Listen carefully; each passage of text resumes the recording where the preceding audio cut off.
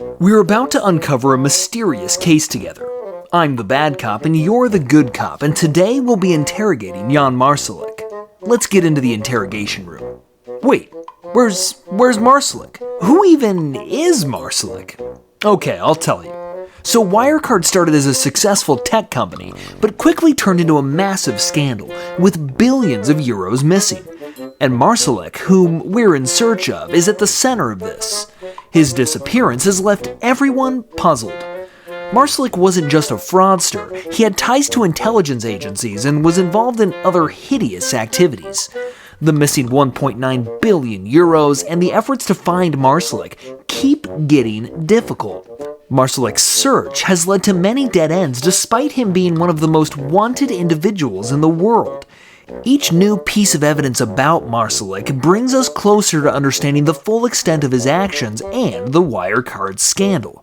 Grab your popcorn, it's going to be a suspenseful one.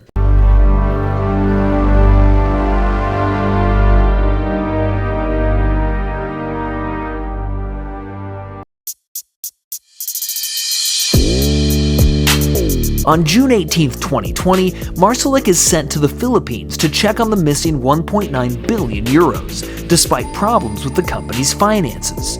Marsalek arrives at the Manila airport on June 23, 2020. The next day, he leaves from Cebu Airport, about 800 kilometers south of Manila, and is supposed to head to China, according to the Philippines Bureau of Immigration Records. However, something doesn't seem right. Jan Marsalek isn't seen on any airport security cameras entering the country. Also, there were no flights from Cebu to China the day he was supposed to leave. It turns out that the immigration officers faked the records, and they're later charged for this. So where is Marsalek?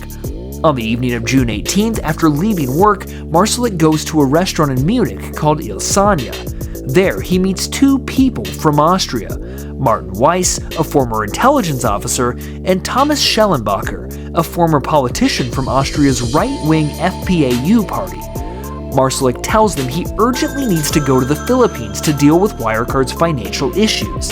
He prefers to travel through Minsk, Belarus. He gives them his passport so they can book the flight. The next day, June 19th at 11:56 a.m., an email is sent to the Minsk airport from a travel agency in Minsk called Laneta Gios. The email tells the airport staff that a VIP guest is arriving from Vienna, and it includes a diplomatic passport from the Caribbean country of Canada. According to reports from the German newspaper Süddeutsche Zeitung, the email and its attachment were accidentally deleted later. Later that day, a small Cessna carrying Jan Marsalek leaves Vienna and heads to Belarus, landing in Minsk about 3 hours later. At passport control, Marsalek uses his real passport. He's expected at the airport and is picked up by a black Mercedes minibus with Belarusian license plates. He's taken to the Hampton Hotel on Tolstoy Street in Minsk, about 45 kilometers away. The authorities in Minsk don't know if Marsalek ever left Belarus or where he might be. By the time the public prosecutor's office starts searching for him, Marsalek has been gone for several days. They search one of his homes in Munich, but what they find only creates more confusion. Before he disappeared, Marsalek spent most of his time at Prinzregenten 61, a fancy villa used as a clubhouse for him, his business partners, and close associates. The villa has a high-tech security system and plans for a soundproof room. No one actually lived there. The building was partly used as an office, including Martin Weiss, the former Austrian intelligence officer who helped Marsalek escape. The villa was a regular meeting spot for former intelligence agents, military personnel, and money launderers. They gathered here, surrounded by fancy Italian furniture and expensive oil paintings, to discuss their business. Sometimes they met at upscale restaurants like Feinkel's Keffer for work talks, or Matsuhisa Munich for more casual meetings.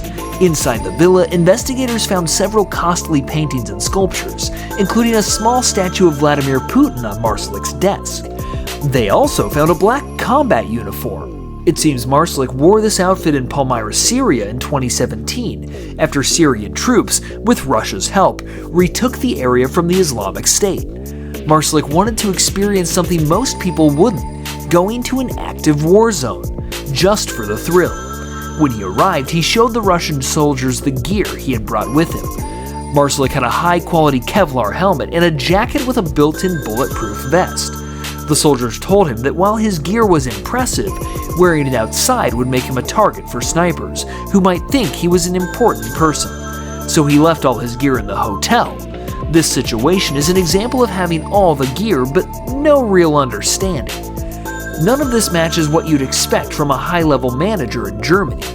And why was this villa so popular with shady characters?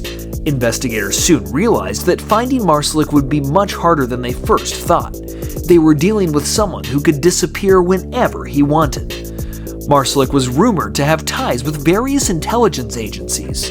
People who knew him said he liked to be around both current and former agents. He seemed to act like an amateur spy. The Financial Times reported that Marsalek even bragged to business partners that he had access to plans for the Russian nerve agent Novichok, which was used in attacks on Russian dissidents Sergei Skripal and Alexei Navalny. Marsalek's leaked messages show him bragging about the links with the CIA and Israeli Mossad. Some messages suggest he worked as an undercover informant for the Austrian right-wing party, FPAU. There are also signs that he might have worked with the Austrian Domestic Intelligence Agency led by Martin Weiss. The Financial Times reported that Marsalek planned to recruit mercenaries in Libya, and the Austrian Ministry of Defense had partially confirmed this.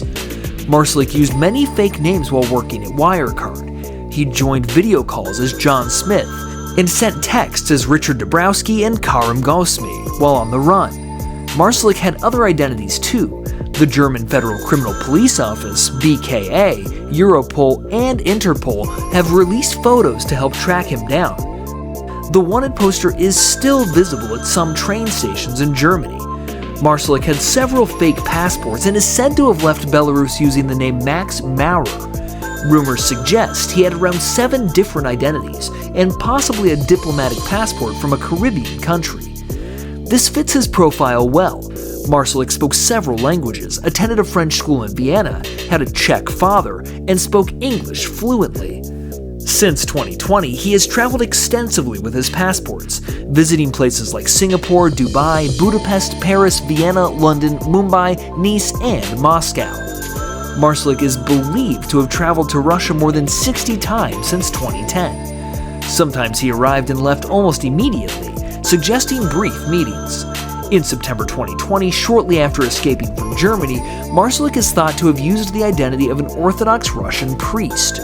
German and Austrian media later obtained a copy of this passport under the name Konstantin Byazov. There's a real priest named Konstantin Byazov in Lopest, southeast of Moscow, who looks a little like Marsalek. Their birth dates are only a year apart. Marsalek likely used Byazov's identity to stay hidden in travel. In 2022, another document surfaced showing a different fake passport under the name German Badyanov. These documents proved new clues about Marsalek's current location and identity. The only recent sign of Marsalek is an 8-page letter received by German authorities in July 2023. In the letter, Marsalek claims he is innocent and says he is the victim of a scheme. He accuses Oliver Bellenhaus, Wirecard's former Dubai manager, who became a key witness, of being the real mastermind. According to the Wall Street Journal, Marsalek might currently be in Dubai. Reporters believe that after Yevgeny Prigozhin's death, Marsalek could be helping to rebuild the Wagner Group in Africa. The search for Marsalek is ongoing. Despite these new developments, authorities still don't know his exact location. The Wirecard trial has been extended by almost a year as the search continues. So maybe we won't be able to play good cop and bad cop today, since we can't find Marsalek. Marsalek rose to wealth very quickly after the 1.9 billion euro scandal, and if or when he's caught, there would certainly be a fall. And you know the saying,